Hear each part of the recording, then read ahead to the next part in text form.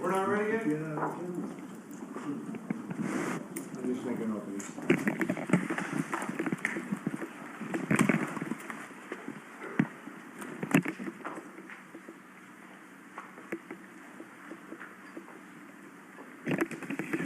Okay, thank you very much. It's a great honor to be with you. I just want to start by saying we had a meeting yesterday on the Department of Education, which is being moved. We're going to educate the children in their states where they can get a proper education. The numbers are horrible the way it is, and we're going to make a move that's very big. I don't think it's even risky a little bit. I think it's going to be amazing. It should have been done years ago. They've been talking about doing it for many years, but nobody ever got it off. But we did. And there was great excitement and great acceptance of it by almost everybody, including a lot of Democrats, actually. I do want to say that I've decided that the SBA, the Small Business Administration, headed by Kelly Loeffler, is a terrific person, will handle all of the student loan portfolio. We have a portfolio that's very large, lots of loans, tens of thousands of loans, pretty complicated deal. And that's coming out of the Department of Education immediately, and it's going to be headed up by Kelly Loeffler at SBA, and they're all set for it. They're waiting for it, and it'll be serviced much better than it has in the past. It's been a mess. And also, Bobby Kennedy, the Health and Human Services, will be handling special needs and all of the nutrition programs and everything else. Rather complex, but that's going to be headed by and handled by Health and Human Services. So I think that'll work out very well. Those two elements will be taken out of the Department of Education, and then all we have to do is get the students to get guidance from the people that love them and cherish them, including their parents, by the way, who will be totally involved in their education, along with the boards and the governors and the states. And it's going to be a great situation. I guarantee that in a few years from now, I hope I'm going to be around to see it, but I think we're going to see a lot of it. I think that you're going to have tremendous results. You're going to have results like Norway, Sweden, Denmark, a lot of the countries that do so well. I think you're going to have a lot of those results. If you look at Iowa and Indiana and Idaho, so many places that run so well, Florida, Texas, big ones, you're going to have great education, much better than it is now at half the cost. And we're not even doing it as a cost item, although you will save probably half, maybe more than that. And you're not going to be at the bottom of the list. You're going to be much higher. And maybe you'll be, I will guarantee some of the states will be at the top of the list. They'll be comparable or better than these number 1, 2, 3, 4, 5 countries, the countries that are in the top 5 positions. So that's, to me, it's very exciting, and it's been received very well. So I just wanted to tell you about the student loans and special needs. But we're here for a reason today that is very exciting, and I'm thrilled to announce that at my direction, the United States Air Force is moving forward with the world's first 6th generation fighter jet. Number 6, 6th generation. Nothing in the world comes even close to it. And it'll be known as the F-47. The generals picked a title, and it's a beautiful number, F-47. It's something the likes of which nobody has seen before in terms of all of the attributes of a fighter jet. There's never been anything even close to it, from speed to maneuverability to what it can have to payload. And this has been in the works for a long period of time. After a rigorous and thorough competition between some of America's top aerospace companies, the Air Force is going to be awarding the contract for the next generation air dominance platform to Boeing. As you know, it was highly competed for. There was a lot of competition, generals, and it's been going on for a long time. Very, very tough competition, but this plane is produced numbers that nobody's ever seen before. The F-47 will be the most advanced, most capable, most lethal aircraft ever built. An experimental version of the plane has secretly been flying for almost 5 years, and we're confident that it massively overpowers the capabilities of any other nation. There's no other nation. We know every other plane. I've seen every one of them. and it's not even close. This is a next level. You know, level 5 is good. This is level 6, they say. The F-47 is equipped with state-of-the-art stealth technology. It's virtually unseeable and unprecedented power. It's got the most power of any jet of its kind ever made.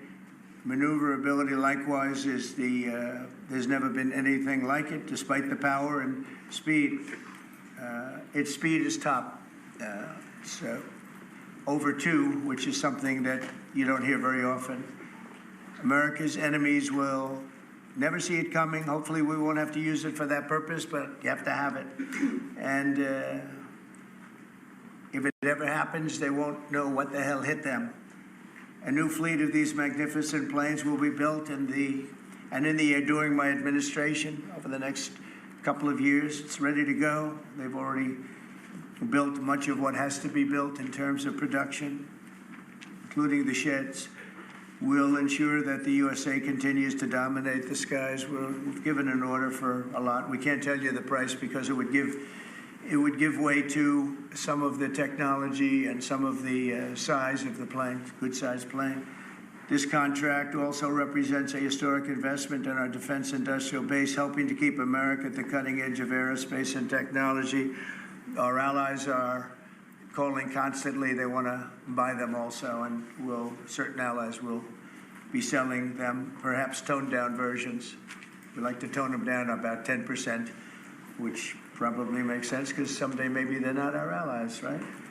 But I would like to ask Secretary Hegseth, who's doing a fantastic job. He's really been very inspiring in so many ways, and I must say that before he speaks, we have had record people wanting to join our military in the last 2.5 months, literally since this, I think probably since the election, November 5th, but especially since we came to office and since I announced Pete. He's young, he's smart, he's strong, he loves it, and they love him. But we've had record numbers of people wanting to join our military. Now, if you go back 6 months, it was the exact opposite. You had record numbers of people not wanting to join the military. Now you have record numbers of people wanting to be in our military. And that's a great honor. That shows you we're really on the right track. So, Pete, maybe you'd say a few words. Sure. Well, Mr. President, this is a big day. This is a big day for our warfighters. This is a big day for our country, a big day in the world. The name of this program is the Next Generation of Air Dominance. And, Mr. President, because of your leadership, your clarity, America is going to have generations in the future of air dominance because of this 6th generation fighter. We've had the F-15, we have had the F-16, the F-18, the F-22, the F-35. Now we have the F-47, which sends a very direct, clear message to our allies that we're not going anywhere, and to our enemies that we will be able to project power around the globe unimpeded for generations to come. Mr. President, this is a gift to my kids and your kids, to my grandkids and your grandkids. This is a historic investment in the American military, in the American industrial base, in American industry that will help revive the warrior ethos inside our military, which we're doing, rebuild our military, which the previous administration did not do, by the way, Mr. President. They paused this program and were prepared to potentially scrap it. We know this is cheaper, longer range, and more stealthy. President Trump said we're reviving it and we're doing it. And then we are also going to reestablish deterrence. Under the previous administration, we looked like fools. Not anymore. President Trump has reestablished American leadership. The F-47 is part of it. And Mr. President, thank you for having the courage to do it and leading the way for all our warfighters. Thank you very much, Pete. One of the things I will say, but the generals are going to speak in just a couple of seconds, but this plane flies with drones. It flies with many, many drones, as many as you want, and it's a technology that's new, but it doesn't fly by itself. It flies with many drones, as many as we want, and that's something that no other plane can do. So I'd like to introduce, if I might, Air Force Chief of Staff General David Alvin, and also General Dale White, two incredible people that I've known over the years, but I got to know them really well over the last few months.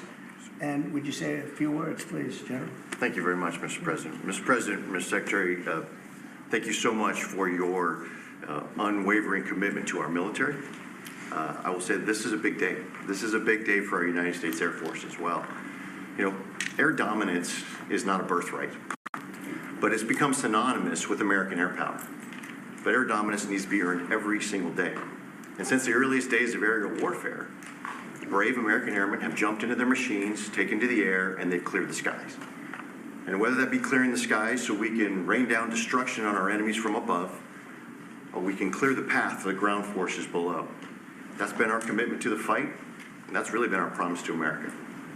And with this F-47 as the crown jewel in the next generation air dominance family of systems, we're going to be able to keep that promise well into the future. I also want to thank everyone from industry and with the government, our engineers, who have worked tirelessly on this program to bring it where we are right now today. This shows that American talent, American skill, and American determination are second to none, because this platform is second to none. So we believe that this provides more lethality, it provides more capability, more modernized capability in a way that is built to adapt. This, along with our collaborative combat aircraft the President talked about with drones, this is allowing us to look into the future and unlock the magic that is human-machine teaming. And as we do that, we're going to write the next generation of modern aerial warfare with this. This enables us to do this.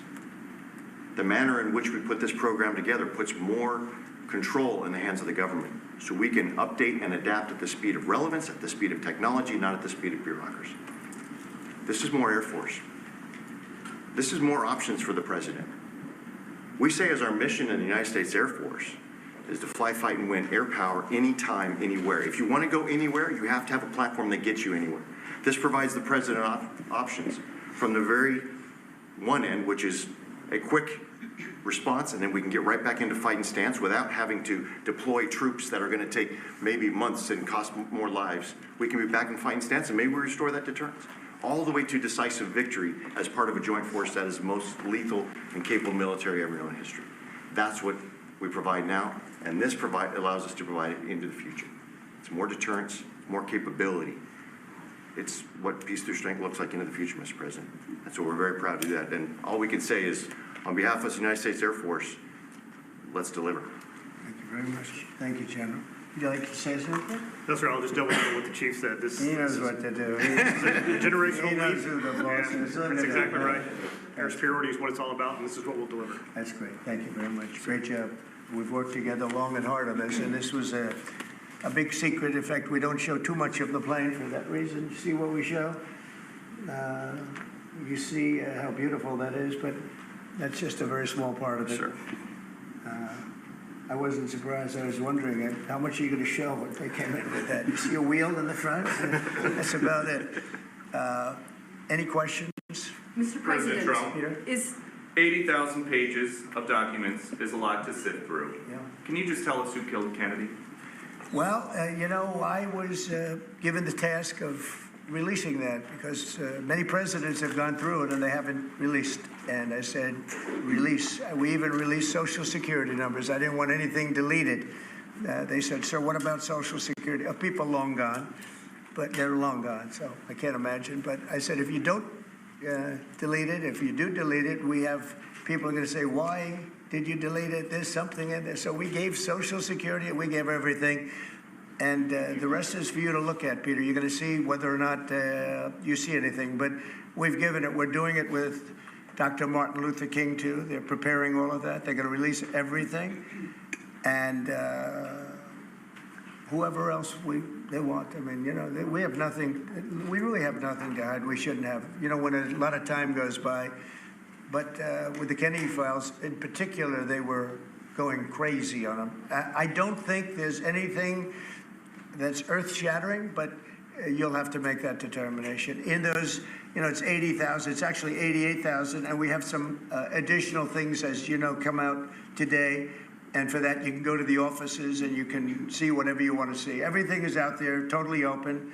The additional stuff is available later on today. You go over to the offices and you can have it immediately, and you'll make a determination. And on something else, these Tren de Aragua guys, because of your executive order, they are designated as foreign terrorists. Yeah. If ISIS or Al-Qaeda foreign terrorists were operating here in the United States, cops would probably be shooting first and asking questions later. And so what is the difference between terrorists, between somebody like an ISIS or an Al-Qaeda operative versus a MS-13 or Tren de Aragua? Well, these are people that focus on destroying people in their homes. They're not as international in that sense.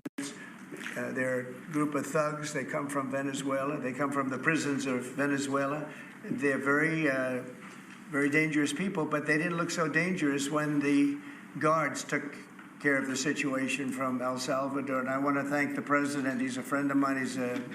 He's done a great job. But I just can't imagine that the Democrats are taking this issue where they want to have them back.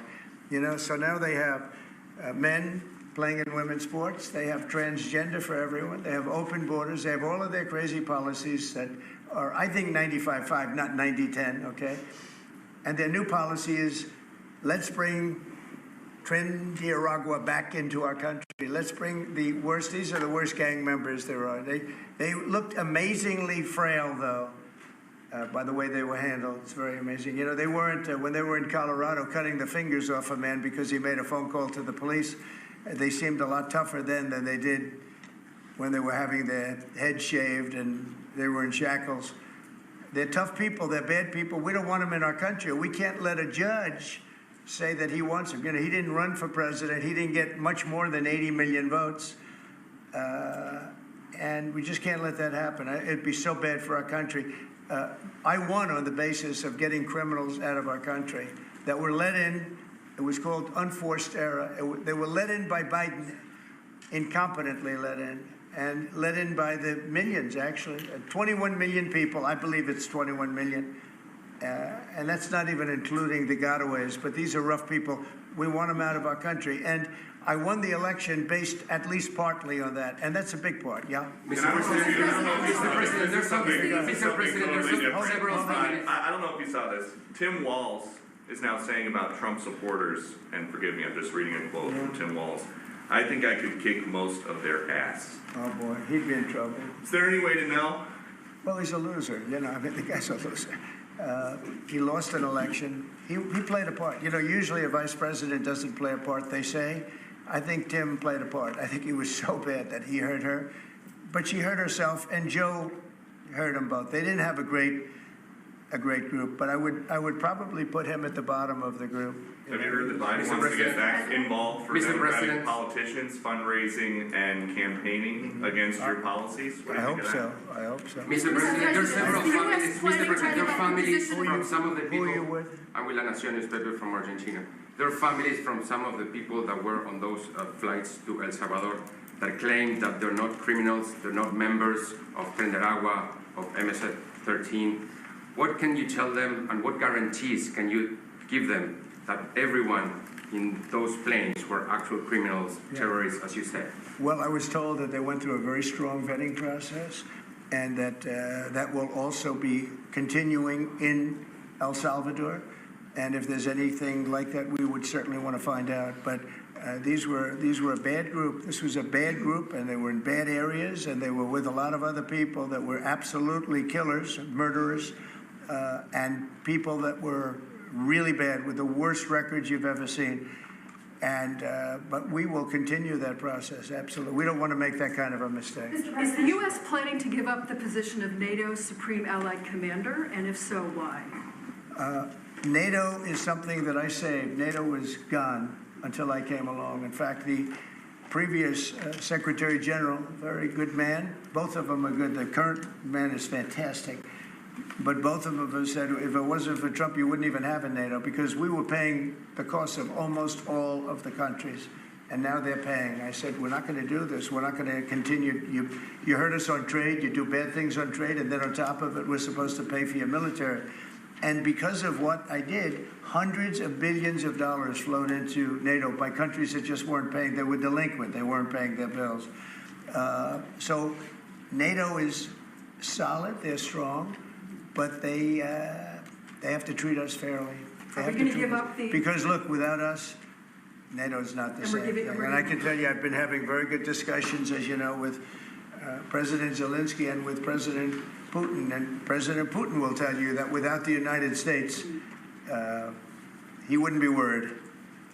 But he is worried when the United States is involved. And I have to tell you, I've dealt very well with both gentlemen, and we have, I think we have the confines of a deal. I hope we have the confines of a deal. I'm doing it for two reasons.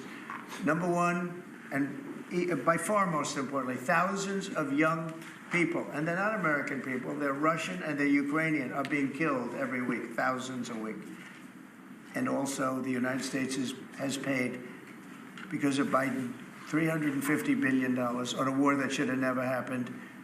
If we had a competent president and this sitting right here, that war would have never happened. It would have absolutely never happened with me. And it didn't happen. For 4 years, it didn't happen. Mr. President, do you think you have the authority, the power to round up people, deport them, and then you're under no obligation to a court to show the evidence against them? Well, that's what the law says, and that's what our country needs, because we were, unfortunately, they allowed millions of people to come into our country, totally unvetted, totally unchecked. So you ought to ask, did he have the authority to allow millions of people? Did Biden have the authority to do something that's unthinkable? Have open borders where millions of people poured into our country, totally unvetted and totally unchecked, just as you would say. And many of those people were criminals. Many of them were from jails and prisons and mental institutions and gang members and drug dealers and very dangerous people. Many were murderers. We have 11,088 that we know of murderers they murdered. Of that number, at least half killed more than one person. They're in our country. They're in a location near you. Biden allowed that to happen to our country. And his people that really ran the country.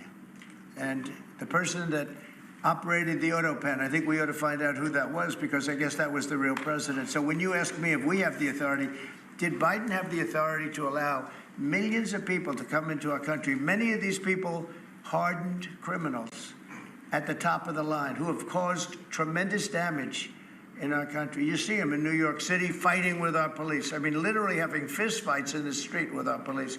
These are tough, hard criminals. Many of them came out of jails, and not just South America, from all over the world. They came out from Africa, from the Congo. They came out from Asia, not just South America, but many from South America. These are hard, tough criminals, and we have to get them out.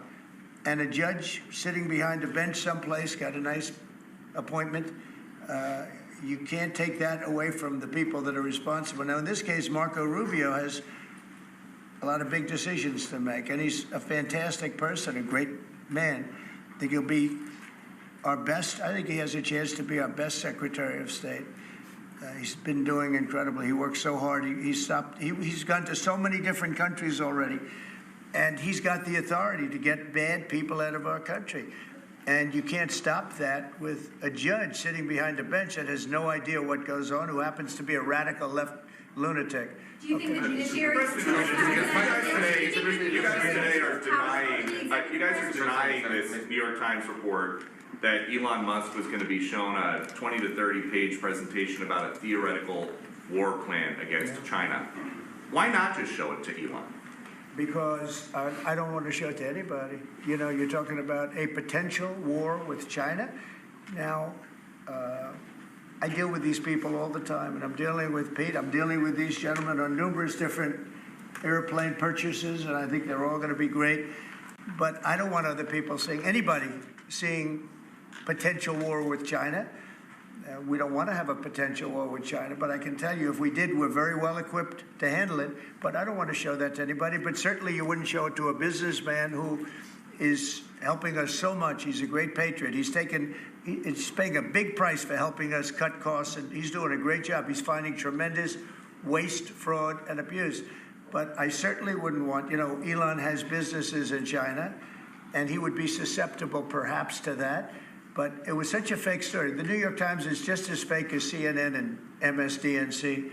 And anybody read that story, people laughed at that story. Who would do such a thing? And the first thing I did is I called Susie and I called Pete. I said, is there any truth to that? And they said, it's ridiculous.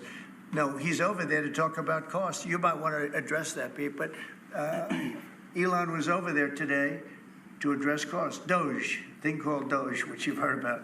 Pete? That's exactly right, Mr. President. You pointed out it was a fake story. We pointed out it was meant to sort of undermine whatever relationship the Pentagon has with Elon Musk. Elon Musk is a patriot. Elon Musk is an innovator. Elon Musk provides a lot of capabilities our government and our military rely on, and I'm grateful for that. We welcomed him today to the Pentagon to talk about Doge, to talk about efficiencies, to talk about innovations. It was a great informal conversation. The rest of that reporting was fake. There was no war plans. There was no Chinese war plans. There was no secret plans. That's not what we were doing at the Pentagon. I might add that I think Elon, if they ever wanted to do that, I think Elon wouldn't do it. I think he wouldn't do it. He wouldn't want to put himself in that position. But if you read what's out of the New York Times, it's such a dishonest newspaper. It's such garbage. It's, it used to be called all the news that's fit to print. Well, it's all the news that's not fit to print. They have fake sources, or they don't have sources. I think they make most of it up. But this was a made-up story by the New York Times. I call it the failing. It's a failing newspaper. It's failing. And they shouldn't do that. They really are the enemy of the people. And something else, I don't know if you We do need honest journalism in this. We've made such big strides over the last 2 months, but we just need honest journalism, and we don't have it. When you have a CNN, you have to watch these people every once in a while just to see where they're coming from, and it's so dishonest. MSNBC is, I think, probably worse, and they're both doing horribly in the ratings. I think they're going to be turned off. I don't think, they're not doing any ratings. You're doing well in the ratings. Thank you. I'll pass it on. I understand that your trade rep is meeting their Chinese counterpart next week. Yes. Is there anything that they can do to stop April 2nd or to roll back the tariffs that you put on China already? Well, we can talk, but basically, I call April 2nd. I would have made it April 1st, but I didn't want to be April Fool's Day because then nobody would believe what I said, and they do believe me. April 2nd is going to be Liberation Day for America. We've been ripped off by every country in the world, friend and foe. We've been ripped off on trade. We've been ripped off on military. We protect people, and they don't do anything for us. It's just so unfair for years and years. And now some of that money is going to be coming back to us in the form of tariffs. Tens of billions. It's going to be numbers like nobody's ever seen. So NVIDIA announced today, you saw that, hundreds of billions of dollars of investment. The biggest chip maker in the world announced hundreds of billions of dollars of investment. Hundreds of billions, not millions, but billions. They're all coming here. Apple just announced $500 billion worth. They're going to build plants here. They built their plants in China. They're going to build them here. And they're starting immediately. We have investment, the likes of which this country has never seen, already announced. And they all want to have news conferences. I don't have enough time to have that many news conferences, but I would say so far at least $4 trillion. $4 trillion is coming in. Car companies, very importantly, a lot of the car companies that were going to build in Mexico or Canada are now building here, because I don't want cars from Canada. I don't want cars from Mexico. They want to do it, it's fine, but I want the car companies to build here, not, they were building in Mexico 3 plants, big plants, really big plants, and they were going to sell the cars right across the border. We wouldn't have the jobs, we wouldn't have the profits, we wouldn't get the taxes, we get nothing. All we get is unemployment and empty factories. Those days are over. So now those 3 places are going to build here, but many more than that. We have a big one. Honda is building, just announced a really big plant in Indiana, great state, smart place to build. And we have many car companies coming here. The steel mills are going to be booming, And many other things, many other things come with that. But we need that for defense. There are certain things you have to have. You have to have steel. We would have had, if I didn't do in my first term tariffs to stop the onslaught, because they were dumping steel in order to destroy our steel plants. If I didn't do 50% and even 100% in certain cases tariffs on steel, you wouldn't have a steel plant in the United States. And Biden was unable to get rid of those tariffs because they threw off so much money that his numbers, which didn't work anyway, because his numbers were terrible, what he did, the way he spent money was so horrible, and what he allowed to happen to energy. That's the other thing. Energy is going to be like it's never been before. Mr. Vice President is here. If you have do you have anything to say while you're here? He's a very good Vice President. I'm just here to watch the show, sir. Okay. I think airplanes are pretty cool, so I wanted to check this out. It is cool. Mr. President, To take off the trade war at this point, though. Well, I'll be speaking to President Xi. I have a great relationship with him. We're going to have a very good relationship. But we have a $1 trillion deficit because of Biden with President Xi. More than that. I mean, I've heard $1.2 trillion. We have a deficit. And I've explained that to President Xi. We also have a problem where he's allowing fentanyl to be sent into Mexico and then cross the border and, killing. I think the number is much higher than the 125, 115 that I think it's closer to 300,000 people a year. And so that's a problem. But they have a tremendous surplus against the United States, and we don't want that. Mr. President, why do you understand Ukraine's power? A number of ministries have come to you asking for exemptions on tariffs. Is that something that is under consideration by you? Well, people are coming to me and talking about tariffs, and a lot of people are asking me if they could have exceptions. And once you do that for one, you have to do that for all. So, I mean, generally, I did something interestingly during 2 weeks ago. I gave the American car companies a break because it would have been unfair if I didn't. And everybody said, oh, he changed his mind on tariffs. I didn't change my mind. I helped our, sort of big three, big four. I helped some of the American companies. And instead of taking it properly, they said, oh, he changed it. I don't change. But the word flexibility is an important word. Sometimes there's flexibility, so there'll be flexibility. But basically, it's reciprocal. So that if China is charging us 50% or 30% or 20%, and I don't mean China, I mean anybody, any country, Canada. Nobody knows that Canada is charging our dairy farmers. They have 270% tariffs. Nobody knows that. Nobody knows that. They have up to 400%. They have a couple of tariffs at 400%. Nobody knows that. Nobody talks about that. And remember, with Canada, we don't need their cars. We don't need their lumber. We don't need their energy. We don't need anything from Canada. And yet it costs us $200 billion a year in subsidy to keep Canada afloat. So when I say they should be a state, I mean that. I really mean that. Because we can't be expected to carry a country that is right next to us on our border. It would be a great state. It would be a cherished state. The taxes for Canadian citizens would go down in less than half. They don't spend money on military because they think we're going to protect them. There are many things that they do, like icebreakers. They want us to provide icebreakers for them. Oh, that's wonderful. So the Canada, they're very tough traders too. I want to just tell you, of all the people, they're tough traders. They trade very tough. And, the expression I use is, some people don't have the cards. I used that expression about a week and a half ago, right? Somebody was negotiating who didn't have the cards, who's now, I think, saying that he wants to do it, and I think we're going to have a big deal on that very special something. We got to make a deal on that.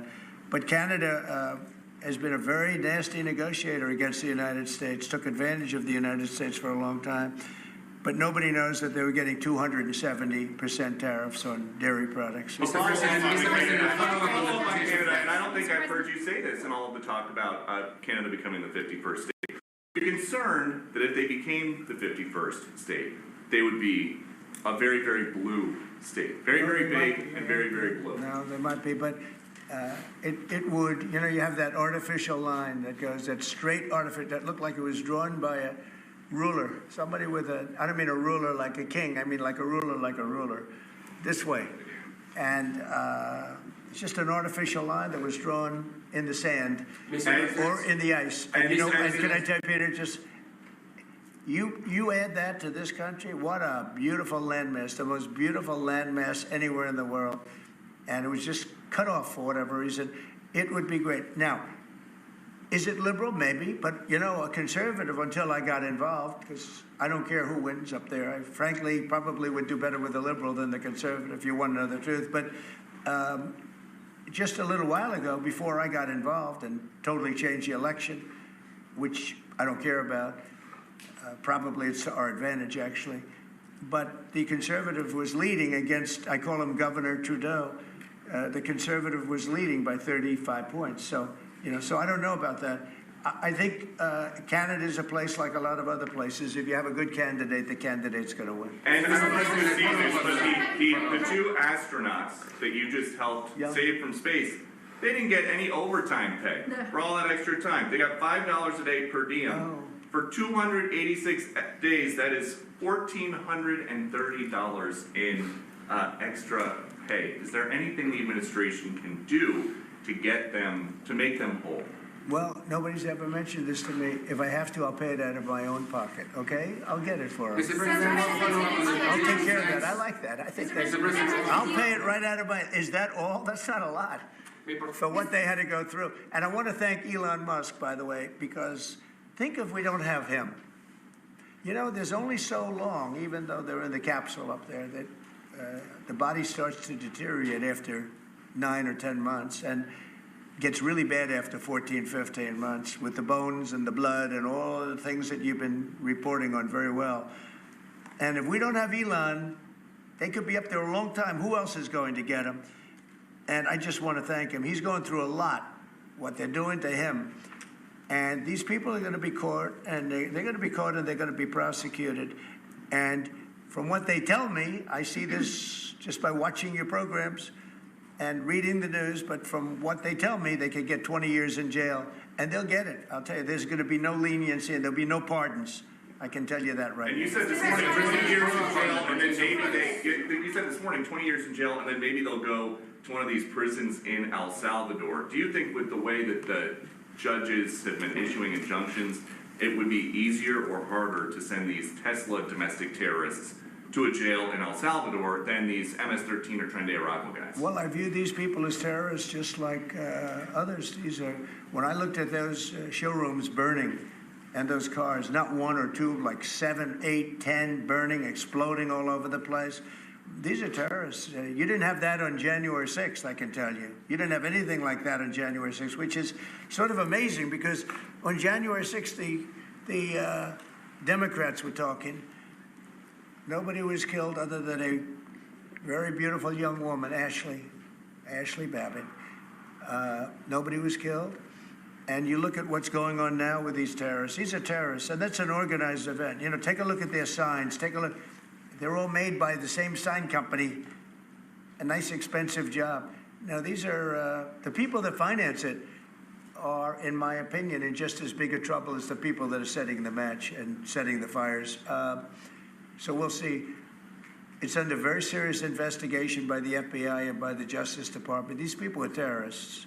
Okay. Yeah, go ahead behind you, please. Mr. President, what do you say to American military families who are seeing Elon Musk at the Pentagon today, are hearing about Defense Department cuts, and their thoughts are immediately going to the safety of their loved ones who are currently deployed? Well, we're making our country strong.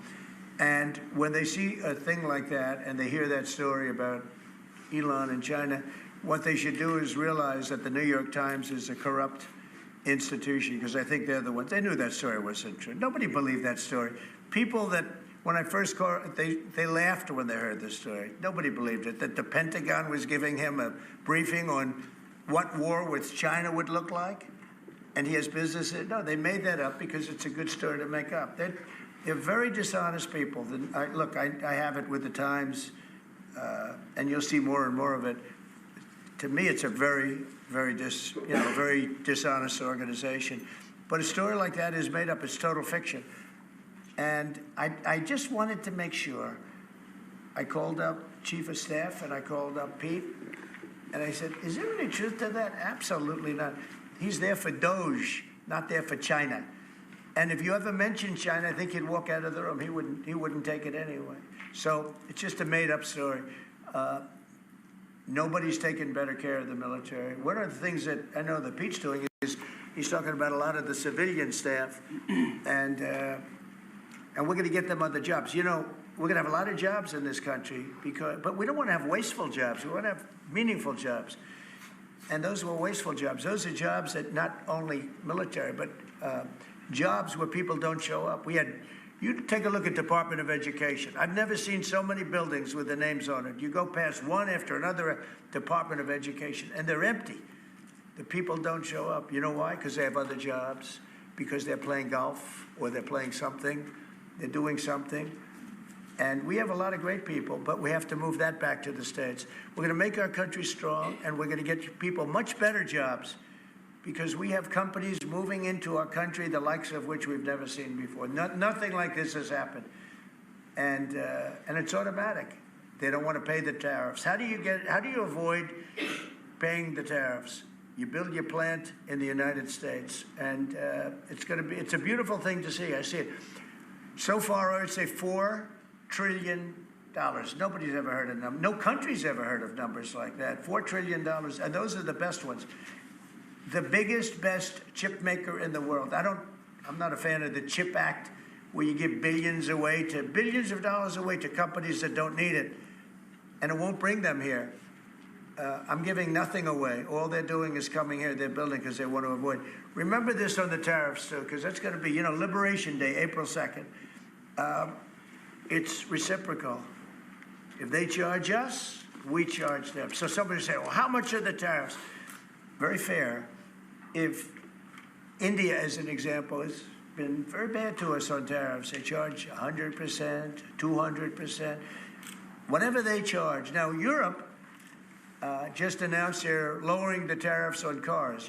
We charge like a joke, 2.5%. That's what this country charges. Europe just announced that they're reducing their tariffs on cars to 2.5%. It's nice. But they also have non-monetary tariffs where they make it impossible for the cars to get in, even without the dollars on them and the dollar signs. It's called a non-monetary tariff, where they put on controls where no matter what happens, because they don't want cars, they don't want the American car in their market. And yet they send us millions of cars. They send us big agriculture. They don't want our agriculture. They don't want anything from us. European Union's very tough. But now it's fair. So whatever they do to us, we do to them. Mr. President, as Russia continues to attack Ukraine, are you planning to impose any sort of sanctions? Well, they're fighting against each other.